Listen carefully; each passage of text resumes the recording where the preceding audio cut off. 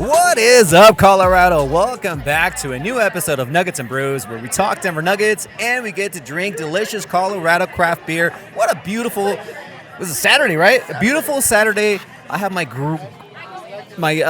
good longtime friend Kyle here, who is also a longtime Nuggets fan. We decided to kind of get together on a Saturday and drink some beers, talk some Nuggets. How you doing today, Kyle? I'm doing pretty good. It's a beautiful Saturday here in sunny Colorado. You know, we can't beat the weather, we can't beat the people, can't beat the beer. You can't beat people. That's illegal. You shouldn't beat up on people. That's not nice. So today we're going to be talking a little bit of Nuggets, and we're going to be talking a little bit about Cerebral Brewing. This is actually one of our favorite breweries here in Colorado. As you look behind us, it's Pride Month, so it's popping today. There's a lot of people here, and it's always like this, actually, Cerebral Brewing, because their beers are absolutely delicious. They're so good. Kyle, what did you go with today? I am drinking the Dark Czech Lager. Ooh, how you like from it? Their photo series. It's really good. Nice, smoky, smooth. Beautiful example of the style. Nice. I actually went with their old school rare trait, and I keep getting mosquitoes in mine, but that's fine. It adds to the flavor. And I also got a dragon fruit lager. It's super refreshing, so if you happen to be in the area, make sure to check out Cerebral Brewing. Follow them on Instagram. Do whatever you want. They're not sponsoring us in any way. We just really love coming here. Let's cheers first, because we this is how we always start every episode before we start talking Nuggets. We always talk a little bit of beer, and we always take a quick little drink. So cheers. Let's go Nuggets. Prost.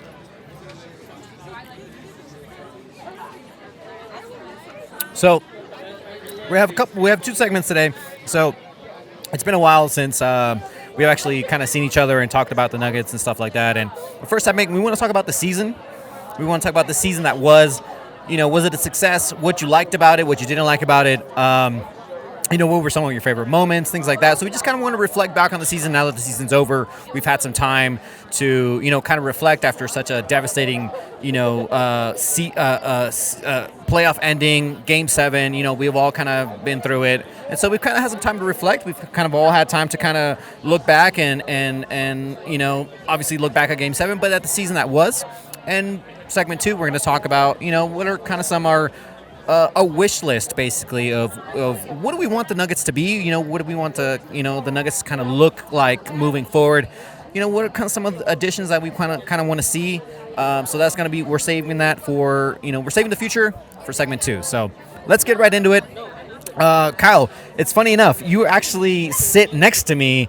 We're longtime friends, so we actually got our season tickets next to each other. So we literally have 4 seats right next to each other, and the last couple years we've been Nuggy Boys. Yeah, that's been kind of our unofficial title to our group of friends that we go to games with, and me and Ruben actually became friends. We were co-workers, and then one day Ruben was like, "Do you like the Nuggets?" And I said, "Yeah," and we started watching games together. And this is right when we traded Carmelo. So we're talking about a while ago. Yeah, this was still George Karl era. Yeah. And this was the time when I think we met each other right before Carmelo got traded. Yeah. I think it was that. Right at that point in that season. Yeah, it was the year they got bounced from that first round against the Lakers. No, it was against Utah. Remember? No, it was Darren Williams. It was against the Lakers. We watched Kobe beat us in freaking 5.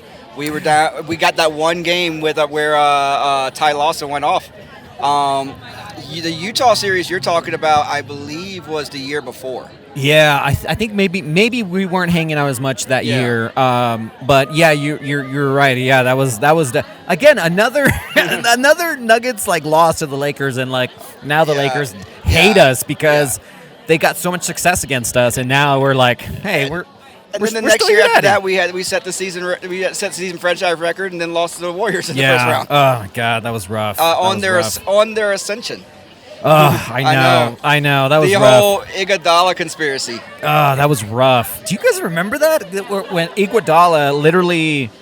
So he was with the Nuggets, and then I guess he was talking already to Steve Kerr during the postseason? Yeah. That's the rumor. The rumor was that he was already looking to move.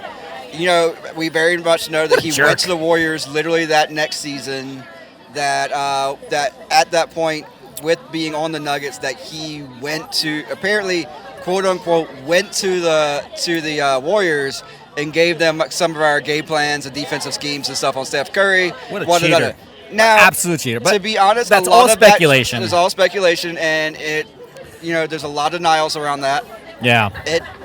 To Nuggets fans and just taking the fan perspective, I think it just always seems fishy. Yeah. And for a guy who we were looking Nug for... Life runs deep. Yeah. Even in conspiracy, we were like, no, it's Nug Life. I'm telling you. It's always Nug Life, dude. I mean, it's always Nug Life. We thought we were past Nug Life, and here we are again, right? It sneaks up. But you know what? Speaking of Nug Life, I think it's less severe than what it used to be because before, there was always like this, because Carmelo left and we were such a small market team. But now having Nikola Jokic at the helm, you're almost kind of like, after winning a championship, it kind of goes away, but it tends to kind of creep up here and there because of just the things. I mean, this is the history. I mean, sometimes we look at the refs and we're like, Nug Life. Yeah. I mean, there's a lot of things. I want to say that Nug Life isn't as severe as it is now.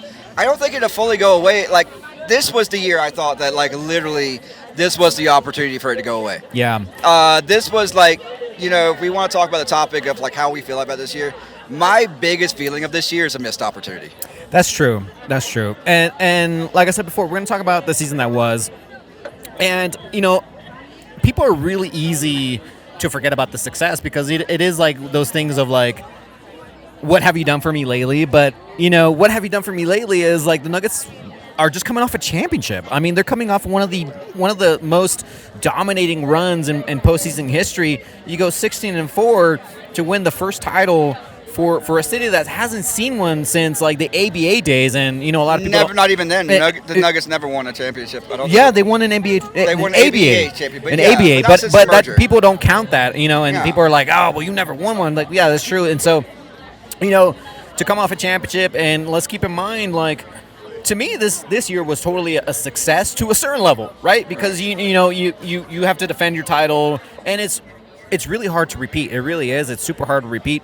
And to make it to the second round, playing, and to make it to a Game 7, playing the way they were playing. Yeah, this playoffs was not like last year. Last year, the Nuggets in the playoffs last year were like, everybody was looking at them and going, wait a second. They raised their ceiling so high from the regular season to the playoffs last year. I don't feel that way about this year. This year, the regular season, we played really well, and I don't feel that we then took that second gear in the postseason like we have done in previous years. I almost feel like there is almost like a sense of entitlement. There was this sense that we can flip the switch, and I don't know if that's the right mentality to defend the title. Yeah, you're definitely right about that as far as like flipping a switch, because we know they can flip a switch, but I think you have to have some sort of like something left in the tank for you to flip the switch, and the Nuggets just didn't have it this year, and it was a shame to see them kind of like unravel. It was like the first time we've seen the Nuggets unravel in such a long time. Well, in the playoffs. Let's be honest. In the playoffs. The Nuggets been known, their calling card is to be the most clutch team in the playoffs. Yeah. Even in the first round of this year, that's what everybody said with the way that we played the Lakers, particularly in fourth quarters. Look what they do. Yeah. I mean, I was in the stands for that game 2 against the Lakers, Murray, the shot, the whole deal. And the whole thing coming out of that was in the fourth quarter, in particular, the Nuggets are just clutch. They're automatic. They are at a different level than everybody else in the league. And to be honest, we did not see that in the second series at all. Yeah.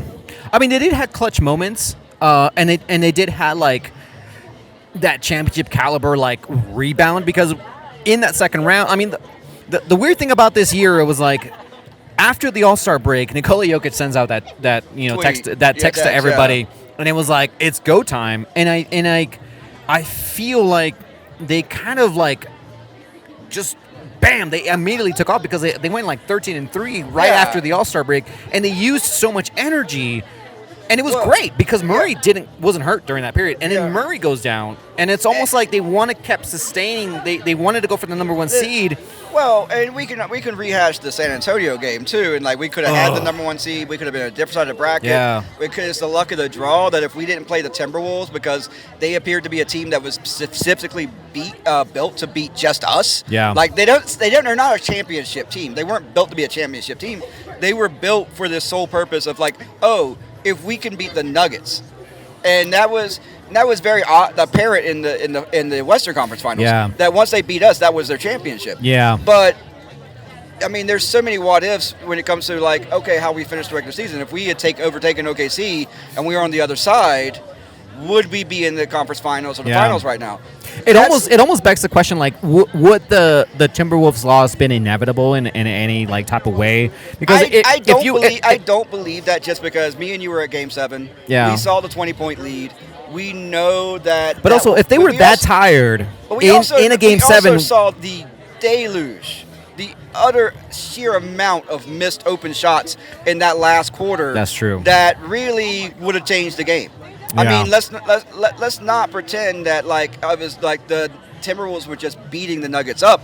It was literally like Jokic, KCP, even Murray a couple times, and poor Michael Porter Jr. missing a couple shots and then getting benched. Yeah. Like, it was literally like, hey, a few of those open shots go in, particularly those open threes. It's a different ball game. It's a different outcome. Yeah. And it wasn't great defense because those shooters were wide open. Yeah.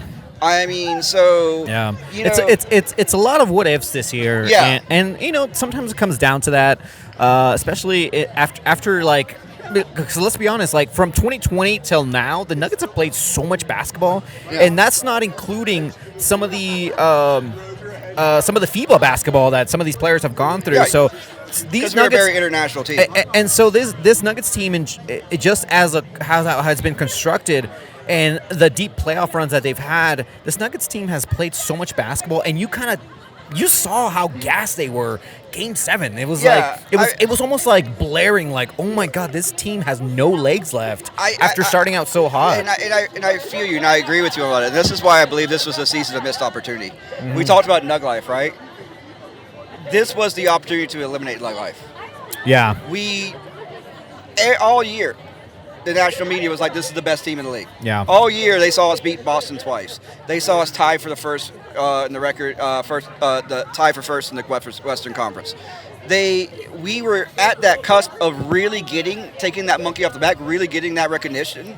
And it kind of feels like if we at least gotten to the next round, if we got to the conference finals or the finals, and even if we had lost the championship here, but gotten past the second round, we would have been legitimized in a way that we haven't been. Because let's be honest, even though we got some recognition this year, it wasn't the true recognition of a champion favorite, a dynasty favorite.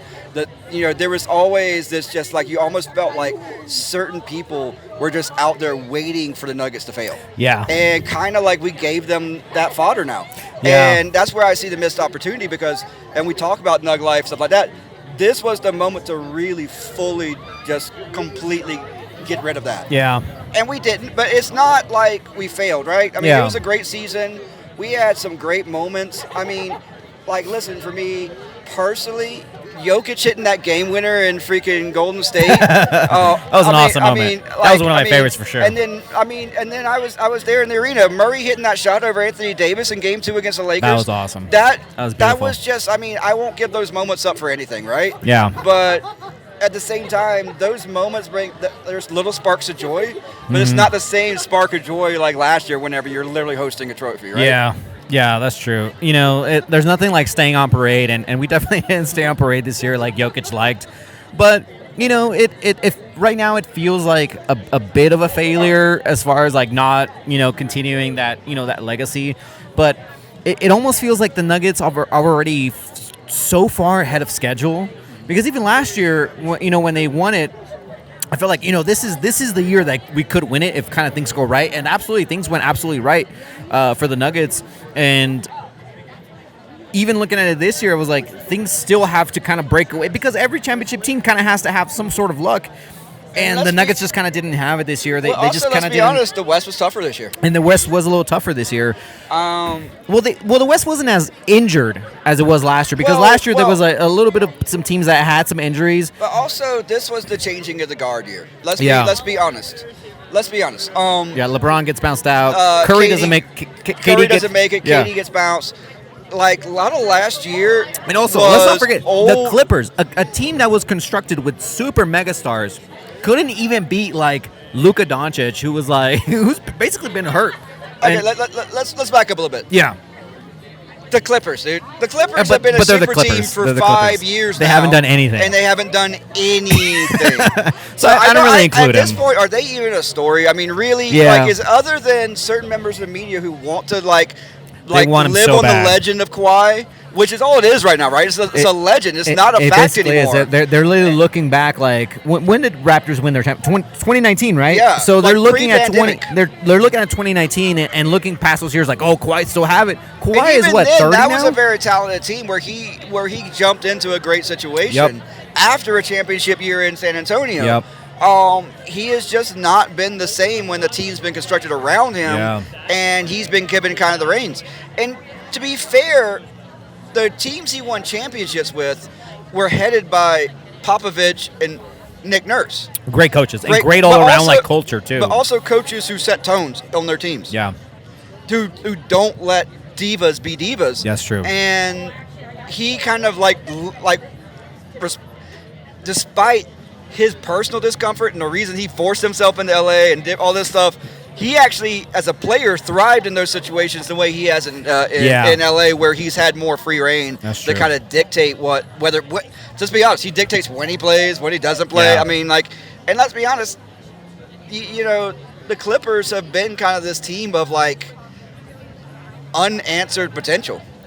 That's true, man. And now and when they added James Harden, I was like, they're going to get worse, and they did for a little while. They actually got worse, and then they went through a nice little stretch where I think they won 12 games, and they won 12-3 or something like that. And everyone was like, they kind of made it up to number 3, and then they eventually dropped. But I was like, typical Clippers, whatever. It is just the landscape of the West is interesting. But I those are the teams I wasn't concerned about.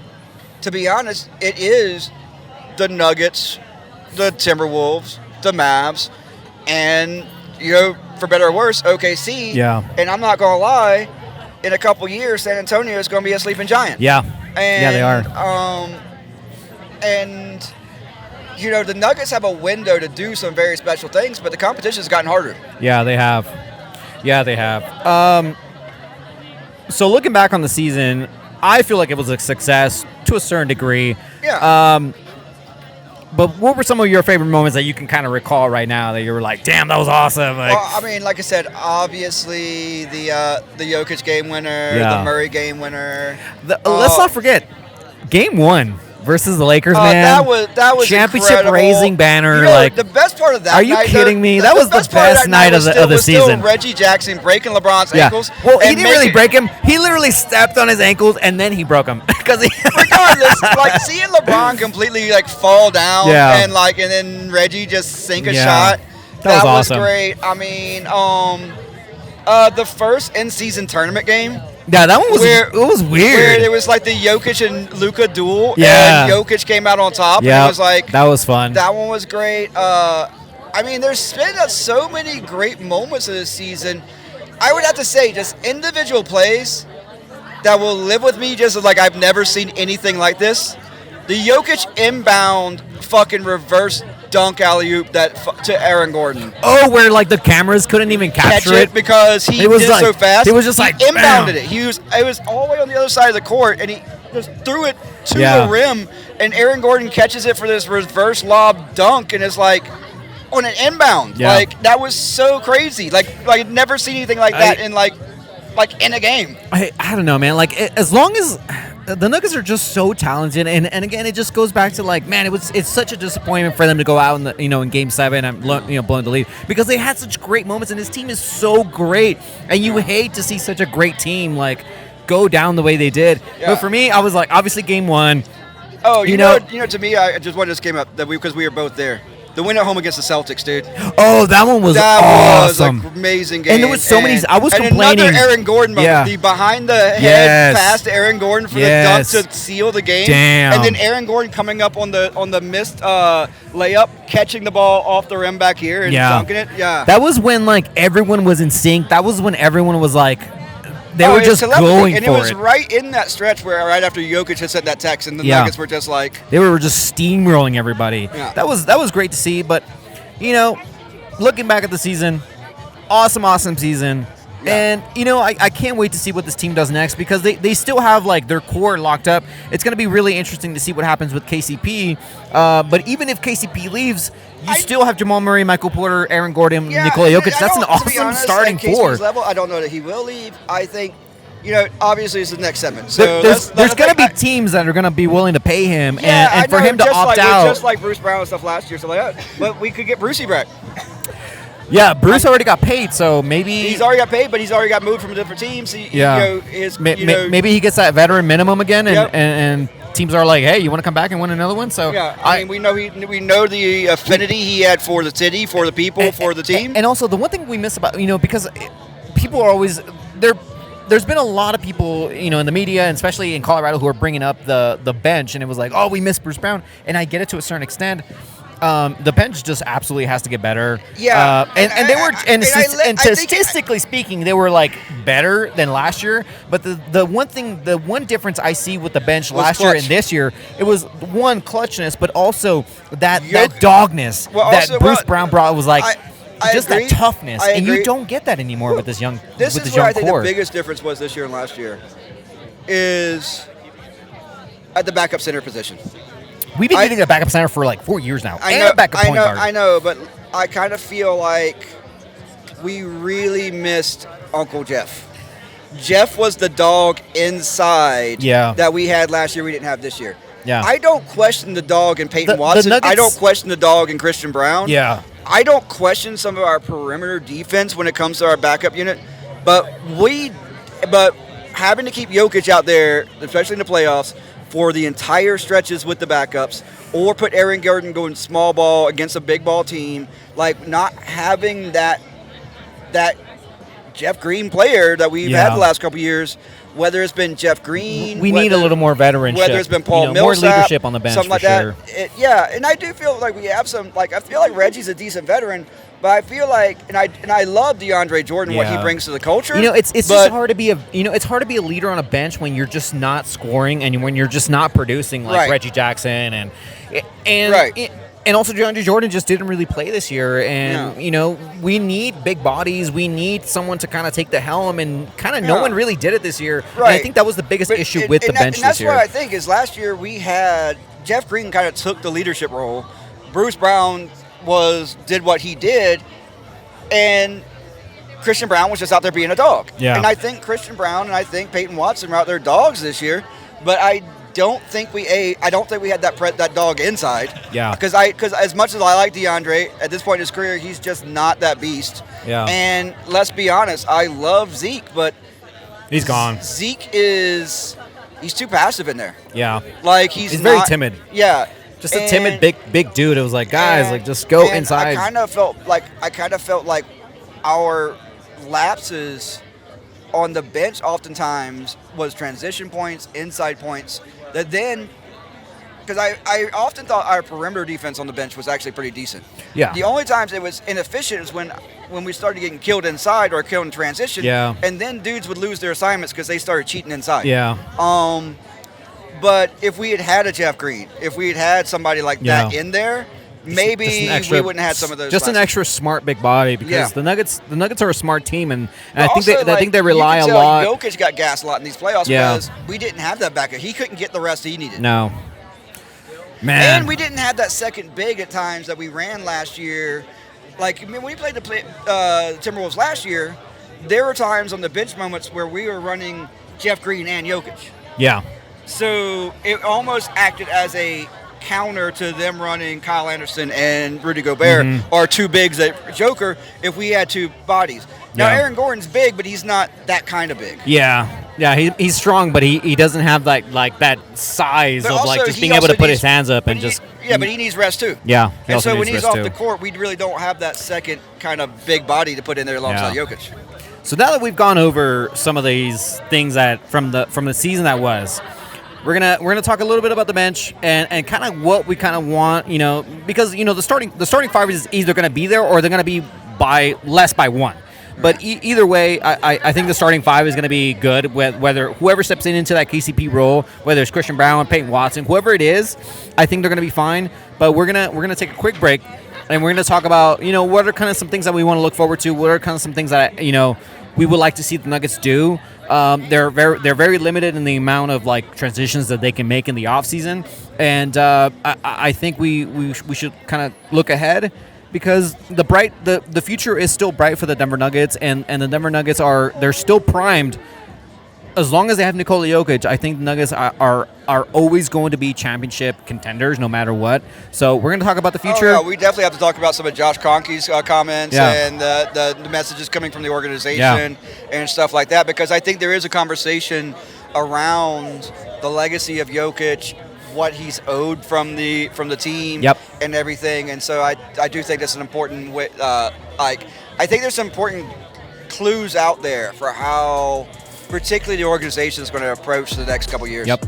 Cool. All right. Well, we're going to take a quick break. You're watching Nuggets and Brews with Ruben, a.k.a. Misa, and Kyle. So we'll be right back. You're watching Nuggets and Brews. Ooh, these beers are good. This is good beers. Good vibes up in here.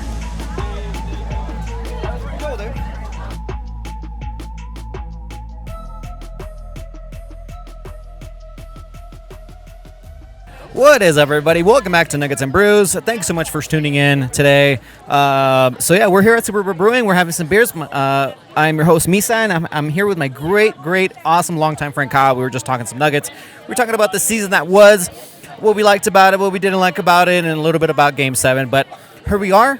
We're talking about the present and the future of the Nuggets. Like, what do we want to see moving forward from the Nuggets, especially from a front office perspective? What are kind of some things that we kind of want to, what are some improvements that the Nuggets need to do? Because obviously when you get bounced out of the second round, there obviously needs to be some improvements, from front office to coaching and to the players as well, because there has to be some sort of player development. So for me, let's start with the bench first, because, that was a big topic after, Game 7 loss. It was a topic of discussion throughout the year. And so, Kyle, what do you want to see from the Nuggets as far as like the bench? Like, what would you like to see from as far as like improvements for the bench for the Nuggets? I think before we can talk specifics about the bench or anything, like we have to talk like what's the organization's mentality? What's going to be their approach going into the offseason? Are we going to see a lot of movement on the bench? Because I think it really comes from like what we're expecting from the front office. And so, per lots of the players' comments and some of the coaches' comments, stuff like that, we're back to being the hunters, right? Yeah. But I really want to go and talk to Josh Kroenke's recent comments. Mm-hmm. And the fact that he says that the Nuggets organization owes it to Nikola Jokic to get him another championship. Yeah. And that mentality leads me to believe that this is an organization, not only because they said it themselves, so they're willing to open the pocketbook this year, particularly this year. Yeah. And which something we don't normally associate with the Kroenkes, right? Yeah. Being cheap for the longest time, and now it's like they have to open up their pocketbooks a little bit. Speak for themselves. They have championships now in the NFL, the NBA, the NHL, in MLS. I think they've made enough money now that they can open up their pockets just a little bit. Their teams have done well. So, you want to talk about a sports franchise that's doing well in the last 5 or 6 years. They got trophies to back it up. But there has been a lot of criticism towards their kind of tight-waddedness when it comes to spending or even maintaining like legacies and dynasties. So to hear the Kroenkes come out and say point blank that they owe it to Jokic to pursue more championships, that's encouraging to me. Which then gets me into this talk about the bench, about what we may do with the roster, okay, and particularly the bench. Yeah, we know that the bench was a weak spot this year. Yeah, so you're right. Statistically, the bench outperformed last year's bench, but I kind of feel like this bench was less clutch. Yeah, I feel like a lot of those statistics were. It was bad of an eye test. It was like a bad eye test this year. You know what I mean? Because I feel like there were so many games that we dominated this year where the bench kind of got a pass or got easy buckets because we were already killing some random scrub. And team. they gave up quite a lot of leads this year, where it was like Jokic goes out, 12, 10-point lead, and then Jokic comes back in and it was like 4-point deficit. It was like, guys, what are we doing out there? If you're not going to be playing great, because there was moments where the bench just didn't play great defense. It was like, that was the thing. It was like we were expecting. It was like, but also, play better defense. Let's be very honest. We are not looking at players like Peyton Watson or Christian Brown to be dynamic scorers. Yeah. So we were literally counting on this bench this year to be a defensive unit, with the exception of maybe Reggie Jackson to be that kind of flamethrower. And I think that's where the real disappointment goes, and where maybe the conversation about the bench really sparks, is 2 points. Yeah. Reggie Jackson, number one.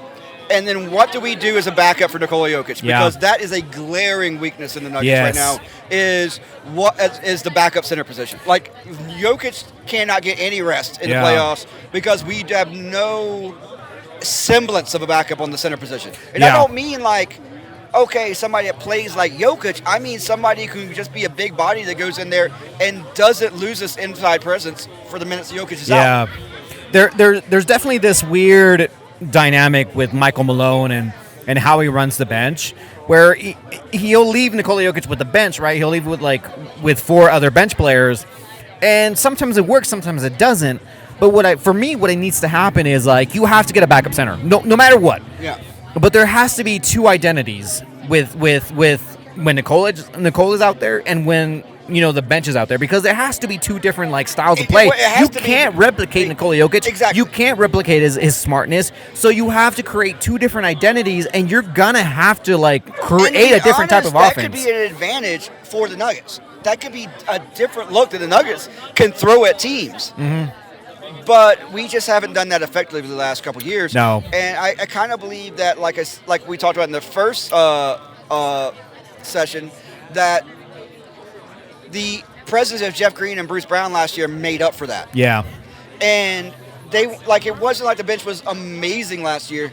They just didn't lose us. Particularly in the playoffs. They were a little more tough. There was a tougher mentality to last year's bench than this year's bench, because this year last year's bench was led by those 2 dudes. Yeah. And I feel a lot of this year's bench was led by Reggie Jackson. Yeah. That's where we get to the Reggie conversation. Yeah. I love Reggie. Hometown kid, freaking Denverite, like a whole story. Super happy he was here for his championship. And when Reggie's hot, Reggie's a freaking flamethrower. Yeah, it's great. The problem is he's often not hot. Reggie almost reminds me a little bit of Will Barton. A little bit. Where it's like, the moments where he's great, he's awesome. But there's too many times where there's more lows than there is highs. Yeah. And I think that was what was frustrating for Nuggets fans. And completely super inconsistent, right? And very inconsistent. Whereas, you felt with Bruce. See, to me, Bruce felt like a backup KCP. Mm-hmm. KCP, this is what KCP does. Plays great defense. Yep. And then takes his opportunities on offense and maximizes those opportunities, because they tend to be open shots that he's going to spot up and hit, right? And Bruce was another great ball handler, and that's too. what Bruce did. Reggie tends to be more like Murray. Yeah. And the thing is, it's just like you can't replicate Jokic, you can't replicate Murray. Yep. While Murray was hurt this postseason, and while, we can talk about his inconsistency or his performance in the playoffs, Murray has this tendency to hit these shots that are amazing. Yeah. At the right moments. He's a tough shot maker. And in the right times. Reggie's a tough shot maker, but he doesn't make the tough shots when you need him to make that tough shot. Murray makes the tough shot when you absolutely need it, and it's like that's the thing that sets the tone of it's in those clutch moments. So I mean, there's definitely I think really with this team, there's really only room enough for one Murray type. Yeah. Particularly when it comes to playing with Jokic. Well, so for me, the one thing that the Nuggets have to improve on is, and this has been going on for 4 years now, we need a backup center and we need a backup point guard. It sucks when Monte Morris left, but it was addition by subtraction. He went to Washington, we got KCP. The rest is history, right? We won a championship, but we kind of, because we were the starting five was so great last year, it kind of made up for the lack of having a center and a point guard and things like that. And also, Bruce Brown was such a great ball handler a lot of times. You just didn't really need a point guard out there because it was such a great free flowing offense. You didn't need it. So for this year, I was you have to get a point guard. And if you don't get a point guard or you don't draft a point guard, then you're gonna have to develop those players. The thing is, we drafted a point guard. Yeah, we drafted Julius Randle. To be honest, Julius Randle, Kenny Pickett, and so you have to develop them now. And we have to develop them, but let's be fair. Julian Strasser had some amazing moments this season Yeah. for a rookie. Yeah. For a guy, let's be honest, everybody here wanted Bones to succeed Yeah. because we recognized that we needed to develop a backup point guard and a backup scorer. And one of the things I think was disappointing is when you're a contending team, you don't have those extra minutes to just let somebody go out there and develop. Yeah. And I thought that's where the Bones experiment fell apart. I think he needed more time on the court just to get through the stuff. I don't know. I felt like Bones played quite a lot, and he had great opportunities. I get you, but what I'm saying is it wasn't a developmental situation. And, and on contending teams, rarely is it a developmental situation. We can talk about Michael Porter Jr. He had to earn his way. Yeah. And there was a lot of controversy about how Malone handled that, but I think it personally was right in the way you see MPJ play today. He benefited from that, having to earn his spot, be on a contending team. Not necessarily, but not every player is like that, and I think that Bones isn't like that. Malone tends to get a lot of heat for not playing young players and things like that, and I honestly think Malone's doing a great job as far as because Malone's not the one developing teams. He's got a staff. He's got people to help him with that, and so you've seen, people give him a lot of hate for not developing players. He's been developing a lot of great players. Jamal Murray wasn't, he was incredibly inconsistent. He developed that player. Nikola Jokic, not a player. In his younger years, Nikola Jokic, as amazing as he was, he still had tendencies of not being aggressive. Look how aggressive he is now. So you've seen the trajectory of some of these players and the developmental. And people think people are just going to go into, a contending team and start automatically producing. No, that doesn't happen in the NBA. You need a couple years and to allow players to blossom. This year's summer league is going to be incredibly important for a lot of these players, especially Kenny Pickett, Hunter Tyson, Julian Strother. Yes. We drafted these players in the concept of we're going to wait a while for them to get better, and because they're in such they're so young, and also their contracts are cheap. If they end up developing the way we expect them to develop, of just be solid contributors, if those young players develop, this Nuggets team is again going to win another championship. I firmly believe this Nuggets team's going to win another championship, and I agree with you that we've been smart about some of our picks, and we have some talent that if they develop the way we anticipate, will be great contributors.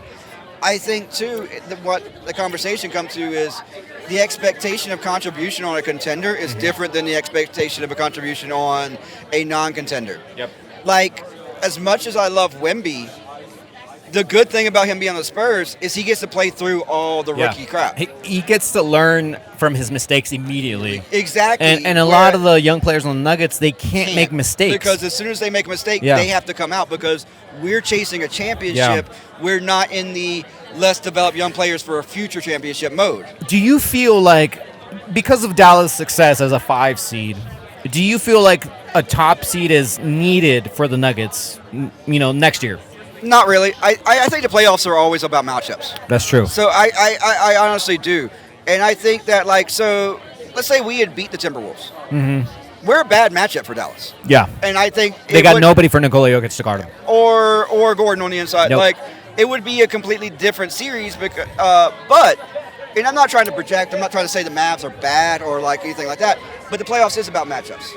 And I think the Nuggets proved they were good enough this year that number 1 seed really doesn't matter as much as it did the year before. Yeah. And let's be honest, real dynasty type championship teams, whether it was the Bulls, the Lakers, gotta win on the road. Warriors, many of those teams at times came in as not the number 1 seed. Yeah. Came in as a lower seed and then won championships. Yeah. I mean, just 2 years ago, the Warriors won a championship coming in. Were they the 5 seed, 6 seed, something like that? Yeah.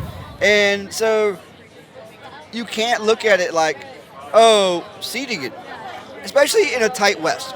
The West itself, super tight. Yep. You look at the top 5 seeds this year, it was within 2 games at the end of the year. Yep. So, seeding to me is less important as being healthy. Being healthy. Yeah. For me, so we talked about the bench. Obviously, he needs to improve.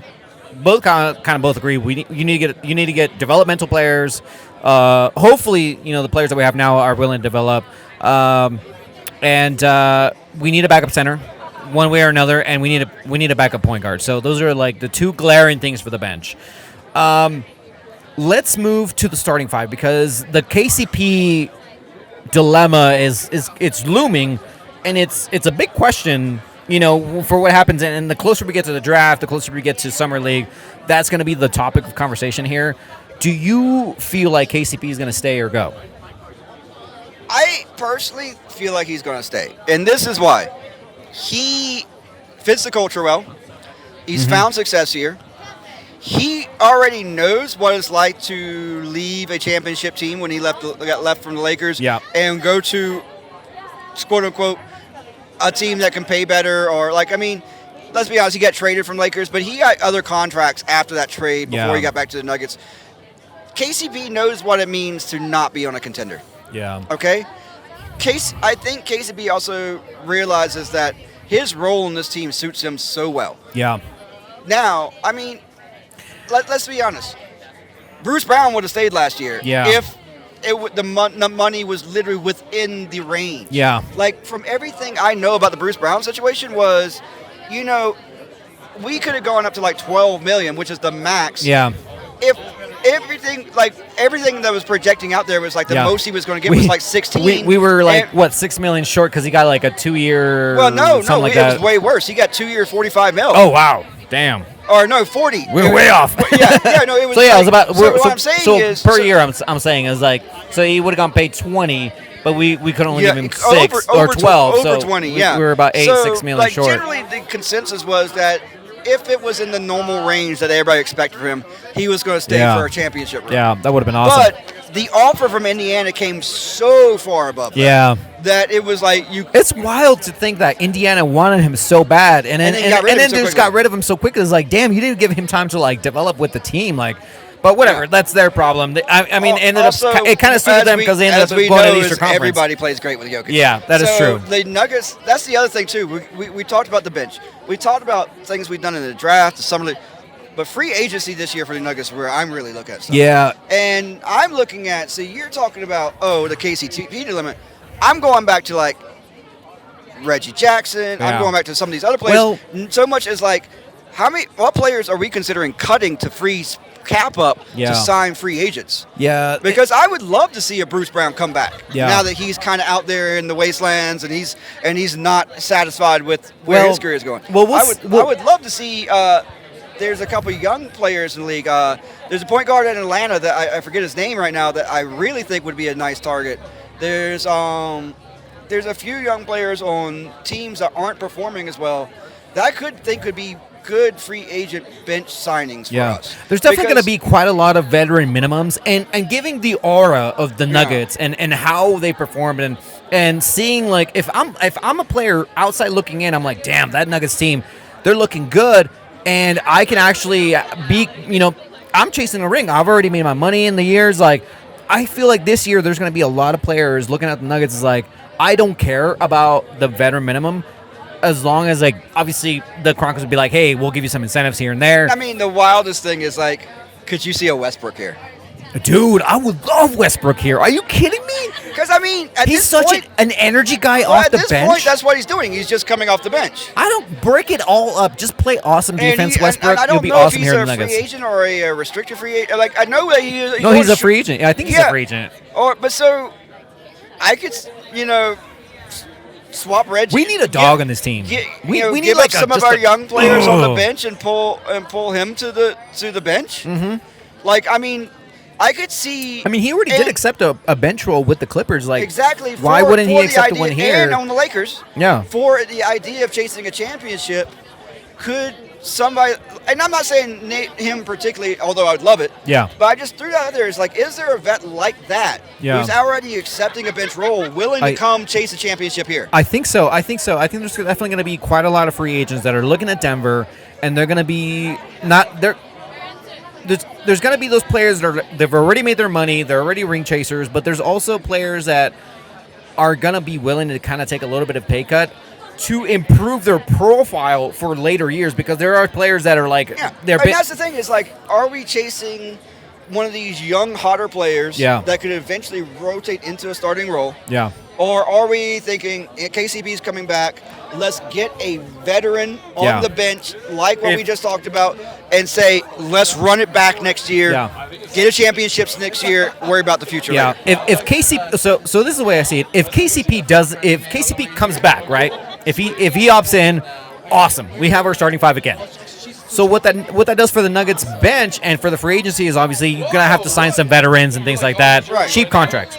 If KCP leaves, now you have a little bit of extra money to say, hey, let's go pursue some of these free agents, and that's where you kind of start getting into the role of like, hey, let's get a center, let's get a point guard, so you have a little bit extra money to spend. I do think if KCP stays though, it's on a lower contract.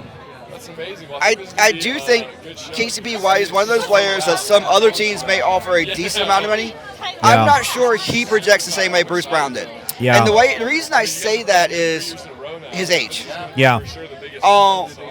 But so it just depends. Like we will know sooner than later. The off season pretty much has already started. Yeah. But I mean, the Nuggets are either going to go young and try to pursue sustainability and try to get some upcoming players, or they're going to pursue vets and say, we're win now, let's spend the money. Yeah. Also, like we said, it could be a combo of both, honestly. And Josh has said they're going to open the pocketbook, so the KCP, the number to keep KCP may go up. Yeah. But also, if he decides to opt in, I think it'll be a great, money well spent. One, I mean, he's obviously not going to produce, like, offensively. Like, his numbers just keep going down. And honestly, I'm fine with that. But it's just like that veteran leadership that we just absolutely still need. And I think, once again, we talk about the bench. If we have a competent bench, we don't have to ride KCP. Yeah. KCP can get more rest and be less injured in the playoffs. I think that's something we didn't talk about in the first segment when we talked about health. Yeah. KCP, and particularly the hand and the wrist injury, was something that wasn't talked about all playoffs. Yeah. And anybody watching could see that his shot was off. Yeah, it was way off. And from a dude who's a 40 to 50% like spot up shooter. Yep. I'm like missing wide open spot ups. Yep. And I don't think that's going to reoccur. I think that's also something we talked about Murray's calf. We talked about Jokic's back. Yeah. We talked about a lot of stuff. Man, Nuggets were banged up this year. They really were. We did not talk about KCP because well, he hit it so well. Sometimes I'm like, he's just out there balling. He's just doing his job, and like you absolutely have to retain KCP one way or another because.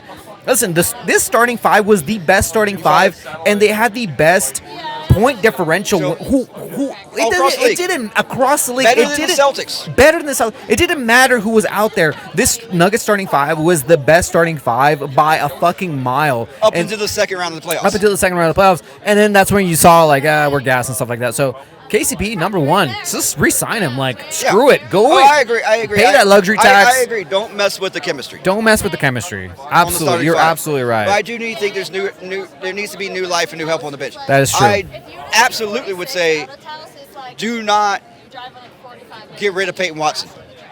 Yeah. That's the one guy I'm looking on the bench going, this dude... You have to let him develop. You really do. Well, he's so dynamic. He will, and I think we've done a decent job of doing that. But what I'm thinking is, that dude has flashes. Yeah. I look back at that Warriors game. He had 2 blocks on Steph in the last minute of the game to win that game. That dude, even in the playoffs, do you remember the back-to-back blocks on was it Jordan? It was who was it on the Lakers? Like it was like there was a series in one of those games. Probably LeBron. I think he had a couple blocks on LeBron where it was like, LeBron damn. And then somebody else, and it was just like, oh, no, it was Anthony Davis actually. Yeah. He had a couple blocks to Anthony Davis. It was like, nope, bam, get it out of here. One of them was like where literally Anthony Davis blocked him on one side and then got the ball and went down, and then he came out of nowhere and like returned the favor. Yeah. That dude has a dog in him, like him and Christian Brown. You can't get rid of. Obviously, they're locked up for a couple more years, so you can't get rid of those guys. But you in the NBA, you just never know what's going to happen or who's going to get traded. I think so let's talk about this. But because we got to wrap it up. Yeah. We have like 5 minutes to wrap it up. So three players that I think are gone or are going to end up getting traded are Hunter Tyson. Yeah. Yeah. Obviously, Reggie Jackson might end up getting traded for whatever reason. Traded or cut. I honestly. Zeke Naji is gone for sure. He is done. Like, he's gone. And obviously, I don't know what the situation is with DeAndre Jordan, but the one piece, and I hope they don't move him. Because, again, you don't want to mess with the starting five, is the most lucrative piece, which is Michael Porter Jr. And I get it. People were like, trade him because he was bad again. No, you don't want to mess with the starting five. I'm telling you right now, you don't want to mess with the starting five right now. Michael Porter Jr. won us the Lakers series. He did. He won us the Lakers series. Up until the third game of the Minnesota series, Michael Porter Jr. was the most consistent performer in these playoffs. And he played like 81 games this year. He was the most healthy out of every Nugget. Yes, and this year he played no. That don't touch MPJ. And one of the things this is where I think you have to at run the it back. time I was kind of skeptical of MPJ's contract.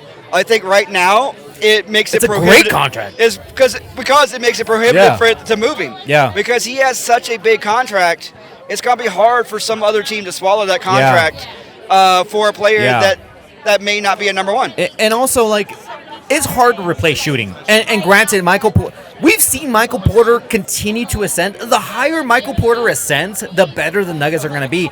We've seen the progression of it. Yeah. So for all you Nuggets fans who were immediately was let's trade him, that is the dumbest thing you can do right now, especially in such a tight championship window.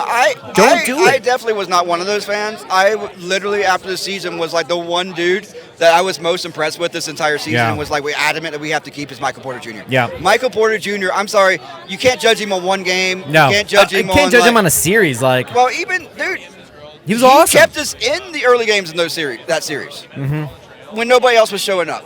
I mean, but this is a guy who is imperative to us taking us to the mountaintop. Yep. He is. He really is. Yep. I mean, we don't want to be the Warriors and trade the wrong guy. Yeah. Okay? Let's be honest. If you're a Warriors fan right now, would you rather have Jordan Poole or Draymond Green? That's a tough one. That's a bit of a tough one. If you think about it, in the offseason last year, if you had gotten rid of Draymond, brought in a competent center, and still had a wing like Jordan Poole with Steph and Clay, would you have had a better season? I think so. Than the multiple suspensions, the drama, all the other stuff. I think so. And to be honest, is Draymond the defender he was 3 years ago? Yeah, he wasn't. Well, man, a lot of questions looming for the Nuggets. A lot of there's definitely a lot of work that the Nuggets need to do to get better, to get back to contending, because the Nuggets are going to continue contending whether you like it or not. NBA. Nikola Jokic, Jamal Murray, Aaron Gordon, Michael Porter. Especially Michael Porter. Hope they don't go anywhere. But and the Crockies are willing to spend money. And the Crockies are willing to spend money. Look at that. Oh my God. Yeah. Well, anyways, Kyle, thank you so much for joining me. We'll probably do more of these shows often. Absolutely, man. So this was awesome. We'll have to do some from the arena after the games. That's true. That's true. We'll just do just sit in the seats. Just sit in the do seats. A podcast, man. We're part of the media, guys. Anyways, everyone, thank you so much for watching Nuggets and Brews. My name is Misa. Kyle, you actually have a show coming up, right? Oh, yes. My band is playing our EP release show at June 8th at Goose Tavern here on Colfax. Who's your band? For people who don't know. 2B Astronauts. We have a single out there now on Spotify and all the other platforms. It's called Better Left Unsaid. So make sure to check out 2B Astronauts. Make sure to follow them on Facebook, Instagram, Spotify, iTunes. They're everywhere. So make sure to follow that. And I'll put a link in the description. Thanks so much for watching Nuggets and Brews. Let's go Nuggets. The future is bright for the Nuggets. Nuggets fans, don't get down on yourself. I know the ending sucked, but you know what? We still want it. We're champions. No one can take that away from us. And the future's bright for the Nuggets. I really do think so. And I feel like we're gonna be. We're in the prime. Let's remind this: the Spurs didn't win back-to-back championships, and they were considered a dynasty. So we'll be right back. We'll be back with another championship. Don't you worry, Nuggets. This isn't the end. It's just getting started. So be ready for an awesome ride. The Warriors didn't win back-to-back championships in their third and fourth years. That's true. So there you go. All right. Thanks for watching Nuggets and Brews. Take care. Adios, amigos.